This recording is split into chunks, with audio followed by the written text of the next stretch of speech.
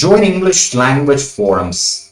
I mean, forums are generally really good because it's all about, you can only see people who are really interested in that subject in any forum.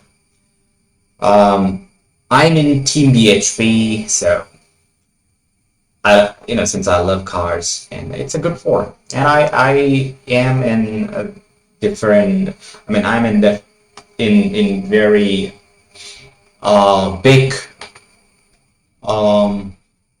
affiliate marketing forums, and yeah, marketing forums, digital marketing forums, then programming forums. I mean, you get a lot of information from forums because those guys are really into their subject. And that's why you would get a lot of information from these forums. So yes, of course, join English forums, 5 stars. And just joining that won't help. You have to participate in these discussion boards.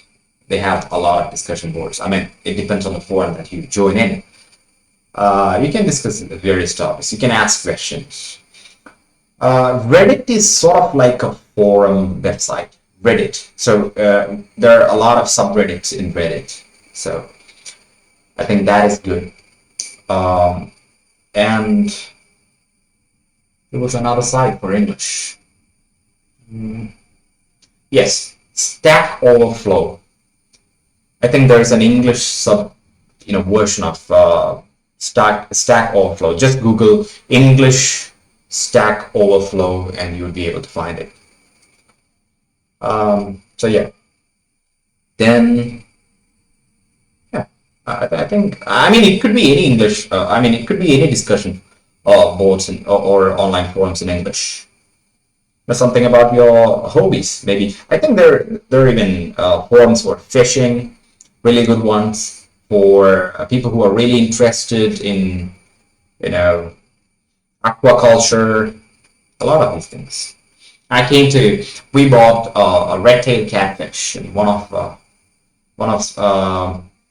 I didn't really knew how to kind of, rear that in a sense, that how to take care of them. Anyway, I got information from a forum. It was, there was things, there was information about it on YouTube too, but not much. Now you get very deep level knowledge from these forums because, like I said, most of those guys in those forums are really crazy about the subjects that they are discussing about. Use virtual reality.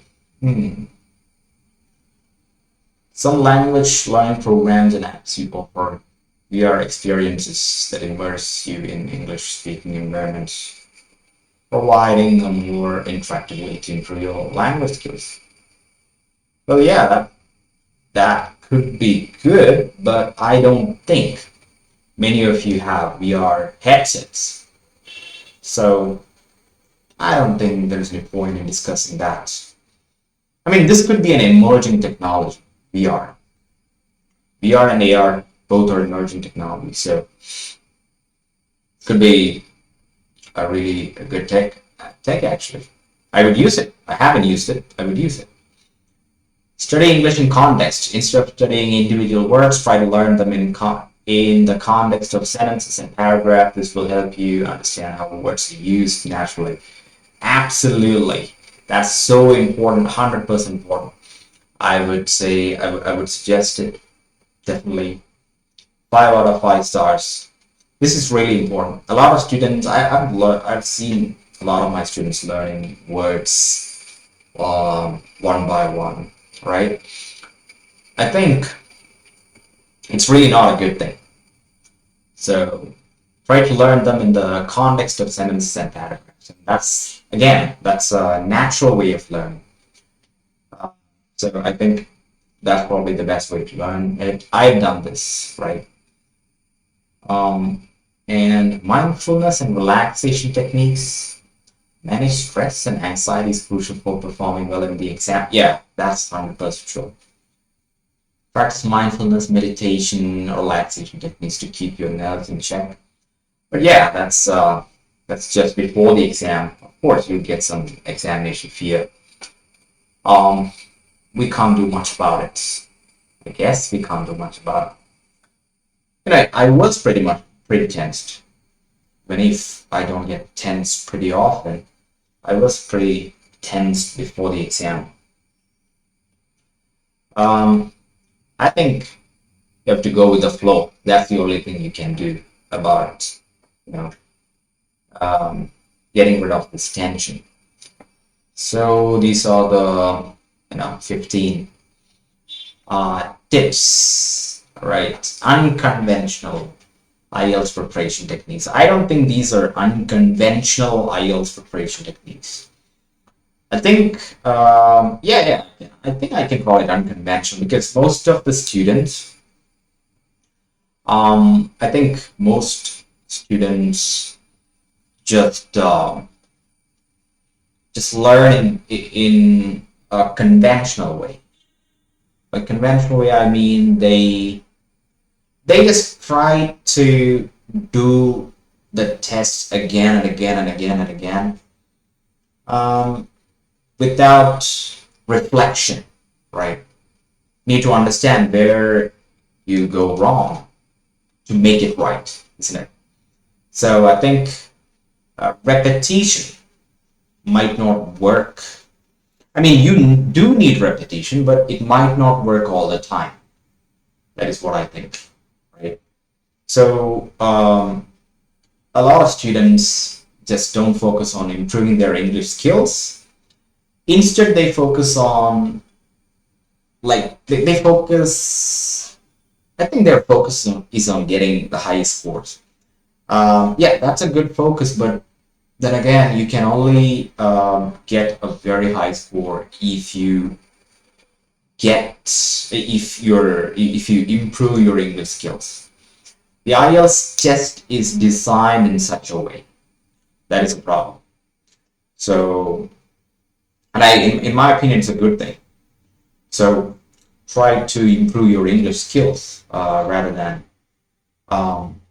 focusing on the examination, right? Try to improve your English skills.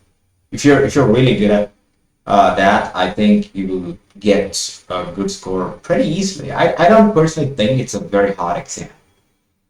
It is really tough um, if you do not have the skills. If you have those skills, it's pretty much an easy exam. I still wouldn't say it's very easy, but still comparatively easy, right? So if you have some questions, feel free to ask that on comments. So comment if you like this. I don't know if I want to say ask you to subscribe because this is gonna be my first video. So anyway, if you have some, I would say if you have some doubts, just comment. And I think I can create videos on that. I think that's the best way for me to grow this YouTube channel.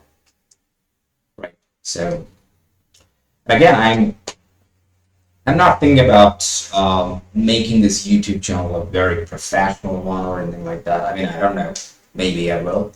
But as of now, the idea is to share what I learn and what I have learned. So that's the whole idea behind it for the people who are listening to me. Okay, then, with that said, bye. Have a nice day.